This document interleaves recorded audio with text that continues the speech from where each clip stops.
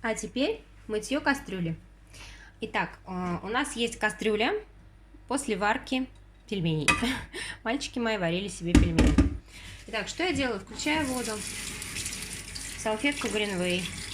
Мою, я показываю, что она не мыльная, никаких средств у меня нет. Теперь я выключаю воду и до конца ее не отжимаю. Так как есть какие-то частички, я использую поверхность, которая для удаления более въевшейся грязи. Я просто по посуде, по стеночкам прошлась, смываю. Заметьте, даже без всяких средств, без мыла. Смываю, показываю, что происходит. Во-первых, отмылось все.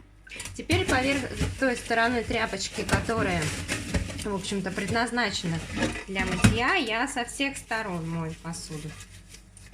Мою эту кастрюльку со всех сторон. И донышко в том числе. Донышко что-то успела прилепить. Так, смываю. Теперь хочу, чтобы вы послушали. Посмотрите, во-первых, на качество мытья без средств. А теперь посмотрите. Посуда скрипит. Это говорит о том, во-первых, нет никаких остатков моющих средств, во-вторых, она идеально чистая. Здорово? А теперь смотрите, чем я ее мыла.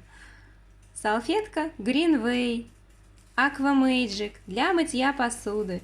Моя салфетка, ей уже, кстати, 3 месяца. Вот посмотрите на нее. Она такая же работающая.